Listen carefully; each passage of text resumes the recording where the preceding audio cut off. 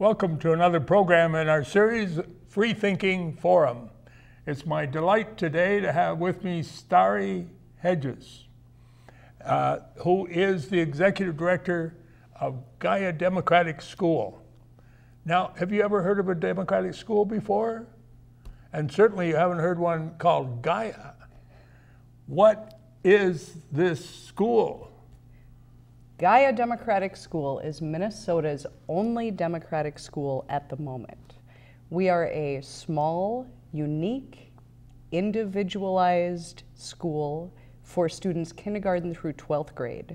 Wow, kindergarten through 12th grade? Yep, we do it all. We do all ages, and they all work together on a variety of activities and classes without division according to age. Wow. I think I would like to have gone to that school. We have a lot of fun at our school. And a lot of people don't believe that kids can have fun while they are in school, but that is actually in our motto, which I brought you this cup motto today, Bill, to remind you of Democratic our school, Gaia. And our motto is learning together in fun and freedom. In fun and freedom. That's right. So freedom goes along with your show as well. Oh, we are believers that young people can be guides of their own education, can make their own educational choices, and can learn in an environment of freedom best. Really? Yes. That's pretty free thinking. We absolutely encourage free thinking at our school. Even the youngest kids are leaders at our school, even the kindergartners. I've looked at the Democratic pages. Yes, that is our school newspaper, almost entirely done by the students. We just have our December issue hot off the press. Oh, good. By the way, if you want a copy of that, contact us through our website at GaiaDemocratic.org, and members get free newsletters. Oh, good. And now I'm a member. That's right. Bill is our newest member of Gaia Democratic School. He is a rainbow member. Is there a pot of gold at the end of the rainbow? That's right. And the pot of gold is free thinking. Oh. No, really, Bill, we're laughing here, but you know, the educational scene is kind of scary out there. Yeah. A lot of kids are suffering in public schools. And a lot of kids dropping out of school. That's right. And we're there to help kids that are looking for something truly different and truly unique. Because at our school, we are not about following a bunch of arbitrary rules that don't make sense to kids. We are about deep thinking and learning in community, and providing an environment where each person is fostered so that they can learn in a way that is best for them. Wow. This really gets, I think, to the heart of what it means to live in a democratic society. Yeah. And even though some of the problems that we deal with at our school meetings might seem trivial. Like what? To adults. Oh, for example, how do you deal with gum being chewed in school? I'm dumb because I forgot to turn this off. How do you deal with people that forget to turn their cell phones off in the school meetings? Yeah. But the point, even if some of the issues that we deal with might seem like they're not as important as the issues that the country faces, what our students learn is how to solve problems as a group and how to come up with creative ways to deal with group dynamics, how to make rules so that, for example, my freedom to be as loud as I want to be doesn't interfere with your freedom to have peace and quiet. Oh, you mean I can shout at your school? You can, but only in certain areas. Oh. Which is a great example, actually, of how we try to make it so that each individual student has what they need each and every day, and at the same time that the community has what they need. So just to restate that a little bit, I think that part of what's beautiful about Gaia is that each individual can make their own choices, have their own program, their own classes, their own ways of learning, and at the same time, the community is valued as much as the individual. Wow, that sounds great. It is. And Now, things aren't perfect. We are a Gaitopia, not a utopia. a Gaitopia. A Gaiatopia. Oh, Meaning that I thought things- you meant guys. Oh, no. We have all genders at our school, and we're a big believer in providing all genders an equal education, Good. and those in between. Yes.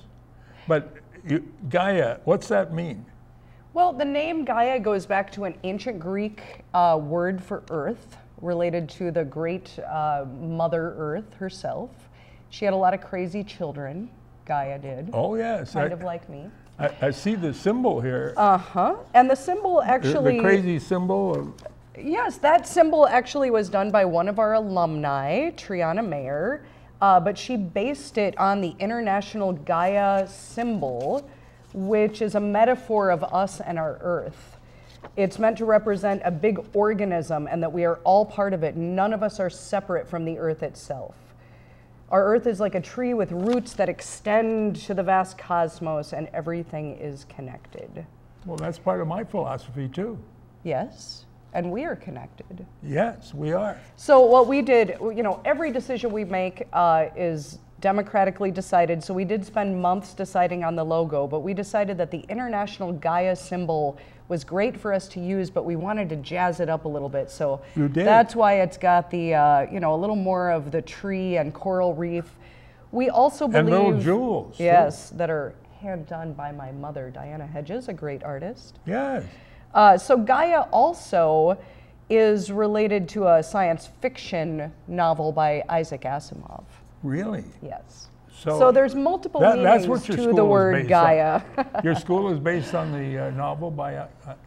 There's a connection to that, yes, Oh, because not in based the on it. not based on it exactly, but in the Foundation trilogies, Gaia is what the mythical Earth becomes in the future. Oh. We do believe in respecting the Earth and environmental stewardship. Well, I sure do. Yes. You actually teach people to respect the Well, earth.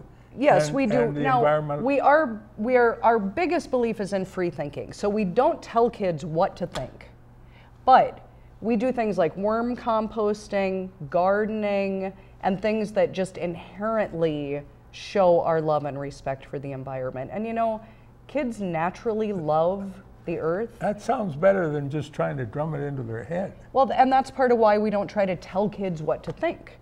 Yeah. We teach through doing, and we teach through living our lives together. Well, now, you've moved into the First Unitarian Society of Minneapolis Yes. building, Yes. Which is and that's your address, too. 900 Mount Curve. We are right behind the Walker Art Center. We are in a beautiful location. Yeah, and on the north side of the Walker, you go across the street, Groveland Terrace, and up the stairs.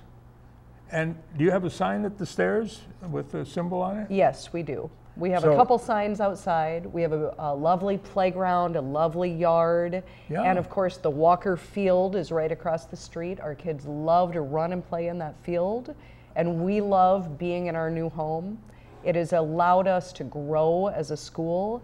And the kids have we moved in right at the beginning of the school year, and the kids had so much fun exploring all the new rooms and then coming up with names for them, Oh, which really? all had to be democratically decided upon. We've loved exploring the neighborhood. We go to the sculpture gardens, we go to the Thomas Lowry Park, and as I already mentioned, we have a field right across the street. Now, and there's an art gallery right next door. Yes, there's an art gallery right next door. They've been very nice to us. And of course, the First Unitarian Society is a wonderful people to share the building with. We're very excited about, I'm almost going to call it a partnership, but it's not official. Yeah. But we are definitely loving the kitchen, loving working with Dave Lessler and all the wonderful folks at FUS. Well, great. I'm so happy It's to been hear a that. very exciting year for us. We got new staff, a new location, new students, and we're very excited about the future. I did want to say something about being in that location is so perfect for Gaia because we have beautiful green space, a beautiful garden. For the first time ever, we did fall planting. Oh, We did bulbs and got the ground ready for next year. So you'll see some tulips pretty soon? That's right. Well, I don't know about how soon exactly. Winter solstice was just yesterday, so. Well, this program will be seen in the coming months. Oh, good. So hopefully the tulips So will come maybe the then, tulips too. are already in bloom when you come over. Yes. So I think it's beautiful that we have this location where we get to be outdoors, we get beautiful views, and that the kids can run around in that field. One of the things that we believe in is freedom of movement. We think that the idea that kids should sit in desks all day, 6.5, 7 hours a day, with very little movement in between, we think that's not healthy. Right. We think that children naturally like to move, and that part of why children are suffering in many schools is simply because they're not allowed to get up and move their bodies when they need to. We like to see ourselves as a holistic school. So we look at the mind, the body, the emotions, all the different pieces that a kid carries with them when they come into our building. Mm-hmm. So the idea that they can run around free in the field, play football, play all sorts of games, and actually games are a big way that we learn as well at our school. But we feel so lucky and blessed to have outdoor space in the inner city because we are an inner city school, and that's very important to us as well. Well, I'm so glad that you're finding that a great space. Yes. And there's a lot of people in the neighborhood that might be willing to help come and teach there. Yes, I hope so. You have a lot of volunteer teachers. We don't you? rely heavily on volunteers. We could not survive without them right now, and we're very grateful. But there are some people on staff. Wonderful staff and wonderful volunteers. Yeah. And we're very lucky that we have people in the community, as you mentioned, and partnerships as well. Like Intermedia Arts is right down the street. We've been partnered with them since our beginning. We do a variety of arts programming with them. We have several other community partners as well, including an art therapist, Miriam Quitter, and Diane Long, a self-defense teacher. She just came in last week and did they learn self-defense? Well, now it's important to remember at Gaia, all of the classes are optional, except for our school meetings and cleanup time. All classes are attended only by choice. So yes, we offer a variety of classes, some of the most interesting classes you will ever hear of. What are some of the classes? Well, let's see, I'll open up my brochure here. And so creative writing, actually that's a class I lead and I simply love it. We do spelling and vocabulary, but really it's about the creativity. We do theater, we do art, we do philosophy, we do math twice a day most days. And again, all of these are optional, so the kids pick and choose what classes they want to go to. I can tell you as a teacher, and you've been a teacher before, Bill, you know about this, it's so much better to teach to a group that want to be there. Right. That are willingly there. That's the only kind I do now. That's part of my motto, is that if they don't want to learn, if they are not interested, if they see no way that this relates to their life, you can sit a kid in a classroom and preach at them for years, and it's not actual learning. We have classes like apocalypse survival class, yoga, global studies, computers, astrology, gender and women's studies. Well, basically, and chemistry. Yes, absolutely.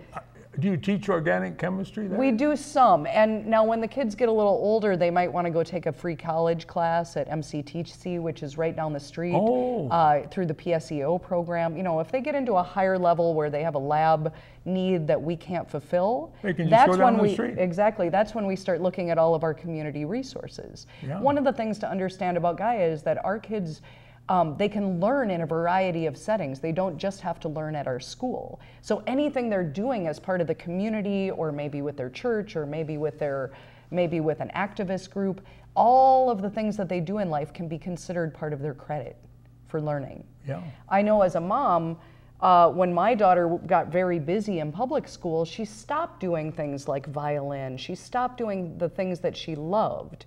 And that's one of the reasons why we believe that all the things that a kid naturally likes to do should be considered part of their school and their learning. Good. You asked earlier at the very beginning of the show, have you heard of a democratic school? And I do want to point out that this is a growing movement. Really? The first democratic school that I know of is Summerhill, which was founded in England in the 20s. You might have heard of it. Summerhill, yes. Yes, it's pretty well known, but of course it's all the way in England. Now they're a boarding school, which we are not a boarding school. Yeah. I like to go home at night to my home. But Summerhill was founded in the 20s and is still in existence today. So in a sense, that's like our great grandfather. And we are based on the same philosophy that A.S. Neal, the director and founder of Summerhill, when his book got published in the United States in the late 60s, it inspired a lot of educators to start thinking outside the box. Yes. And the more that you study the educational system in the United States and the history of it, the more you will find that many of the things that we are still practicing in our schools today are really out of date and are really much more about creating an obedient person than about learning on a deep level. Yeah, I see that. And how did you begin learning about the democratic education? Was it from Summerhill? Now we might have to get a little personal here, if that's all right. That's all right. You know, I was thinking on my way here, I was thinking about when I went to school out here in the suburbs many, many, many years ago. And, you know, no disrespect to anyone teaching in the public schools. I have a lot of respect for the folks that are in that work. But I had a miserable time in junior high. I'm not going to lie. Because you were I was confined to a desk? I believe so. And I'm sure there were some other issues like teenage angst along with that. But that's what a lot of students in that age are going through. Now, I was not happy in school, and that is considered normal for most people. But for me, I literally felt like it was jail. I felt like I was not allowed to be who I was and that I couldn't study the things that I wanted to study. And I basically learned how to tune out the vast majority of my day. Because you weren't interested. No. And it had this feeling of just get through it somehow. And pass the test. Yes. Which actually for me wasn't really hard. Passing the test wasn't hard for me. Yeah.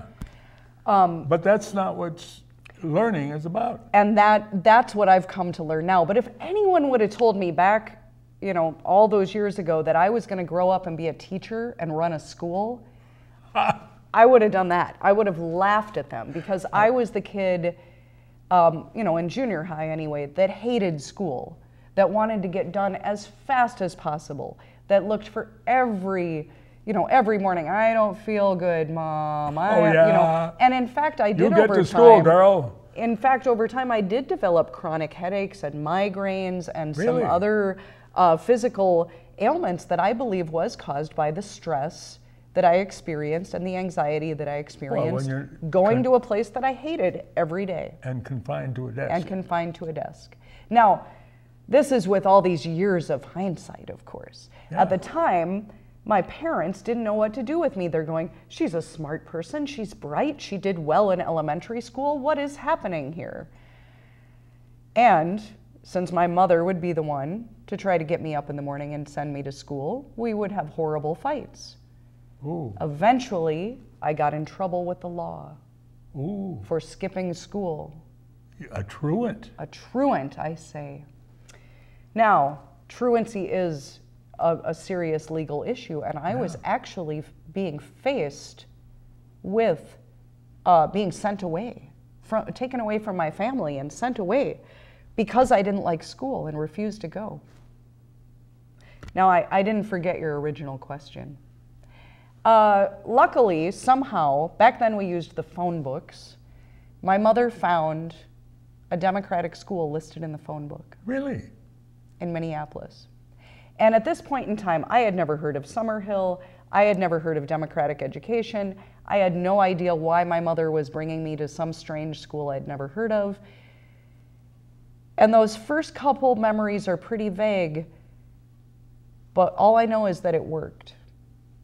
Because after a little bit of time of being left alone, we call it unschooling now. When a kid first comes to us, they have a hard time learning on their own. They're used to someone telling them what to do every moment of every day. But after a while, they start to think, if I can learn anything, what do I want to learn? And you start to see their eyes spark up. This is what happened to me, by the way. It took many months. But I started to remember the love of learning, the true joy of learning. This is what humans are wired for. And that schooling is not the same as learning. Mm-hmm. For me, democratic education was not really about the philosophy of Summerhill. It was more about me being in charge of my own life, which is what I needed at that time. I was a free thinker.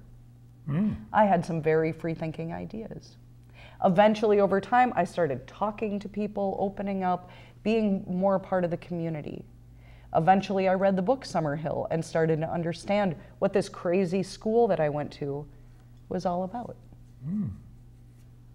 That was many, many years ago. Now, I was the kid that went to that school thinking, I can graduate early. I can get out of here as fast as possible. But I kept staying because I loved learning when it wasn't in a militarized, ring the bell, follow the rules, obedience system. Yeah. So I actually, in fact, realized that I loved academics and that I loved learning and I loved school type things. And eventually I went on to college and majored in holistic education. Education. That's right. I wrote my own degree because there was not a degree in holistic education. Where was this? This was at Metro State. Oh. Which is actually a wonderful college. I went to the U of M, I went to MCTC, Minneapolis Community and Technical College, had great teachers there. Went on to Metro State, minored in intermediate arts, and went on to get my master's at St. Mary's University, which is funny because I went to a Catholic school for the first 6 years of my life and ended up back at a Catholic school for master's level. And I did a degree in educational psychology and human development. So as you can tell, this has become my passion. Yes. But again, if you would have told me at 14 that my goal in life was to run a school, I would have laughed at you. But our school is so different and so welcoming and has changed so many people's lives, including my own, that I feel incredibly devoted. And I am a big believer in this, partly because it worked for me. Now, I am not the same as anyone else that's ever been at our school. That's part of our belief. Every brain is different, every person is different, every person's path is different. So I would love to say, oh, Bill, you know, this yoga class I take, it's the best thing ever. And it's true for me. Yeah. But it may not be your path. Yeah. So when I talk about all these classes, I want it to be understood that many of these classes come from the students themselves. And that's the heart of our school, is that at any point, a student can organize their own class. Really? A student can request a class. A student can spontaneously have a class. You told me, what was it, 11-year-old that was teaching compassion? Yes, yes. We currently have a class on compassionate communication that is led by a student. Wow. We have many of our students teach, and that's part of our ongoing belief is that, you know, just because I'm an adult doesn't mean I'm done learning. It sounds to me I learn from my students every single day. Like this kind of democratic education could help make the world a better place. Well, I do believe so. I believe that if each person was allowed to fully be their own authority and fully tap into their potential through their own motivation and through support from a loving democratic community, I think the world would be a better place. I also think that as long as we continue to raise kids in schools that are run like dictatorships, we can't really expect them to be active participants in our democratic society. Wow, that Again, is something to think about. We've got less than 5 minutes left. Oh, wow. And I do want, you have something coming up, and after school is out.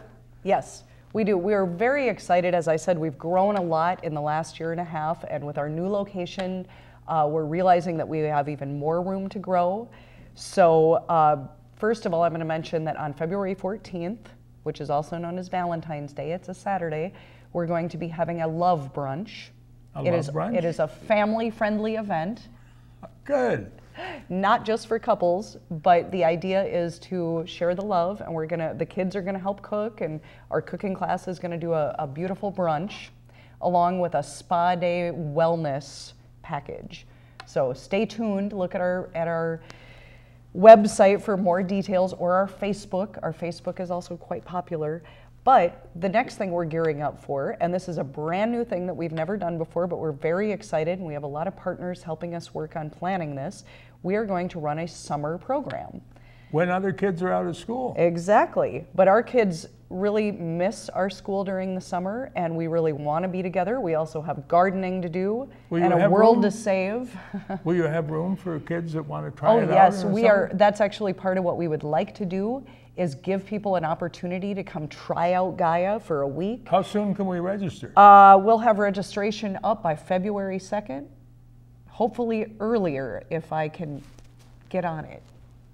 Wow. So our summer program is going to be partially run by some of our students, and I will be there, and some of our staff will be there. I think we'll be going to the sculpture garden. So much fun. Though there will be different themes different weeks, and then some weeks will be straight up unschool camp. So any parents out there that have wanted to try unschooling or try a more natural method of schooling their children, this would give them an opportunity to check us out. Unschool camp. Yes. For kids that are in regular schools now. Yes. And we'll be running ages 6 to 16. So it'll be a wide variety of age groups. So kids age 6 to 16 can enroll for unschool camp. Yes. Yes. And then other weeks we'll have different themes. So we have themes like apocalypse survival class, we have body mind warrior class, we have a witch and wizards camp, but it's all going to use the young people that are a part of it, their ideas for the programming. That's part of what makes Gaia really different, is that instead of the adults making all the decisions and using all of their adult privilege to control everything, the youth involved will actually be a part of deciding what they do. Well, how can they possibly earn a high school diploma? Now, that's a good question, because that is what many people are very concerned with, right? Including our graduates. So we're a private school recognized by the state of Minnesota, and our graduates get diplomas the same as any other private school. Really? What is different for each student is their transcript, which reflects what they did while they were at our school. Yeah. And our students, I'm very proud, one of our alumni right now just got a scholarship to the U of M. She's applying to veterinary school. I already mentioned I went on to get my master's. Many of our students go on to do great things in the world, but college is not the only successful thing Starri, too. we're going to have another half hour on this. I can't believe that I am able to fill that much time. Now, the average brain can only listen to about 7 minutes of lectures, so I hope I didn't bore your audience. Did you all catch the phone number? 612-823-0154.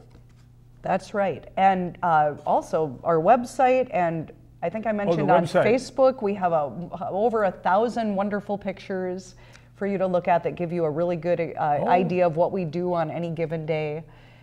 Within the school, there's just freedom all day long. Congratulations. Bill, thanks so much for having me. What a democratic education I have had in the last half hour. Thank you for tuning in. And Gaia loves you. Yes.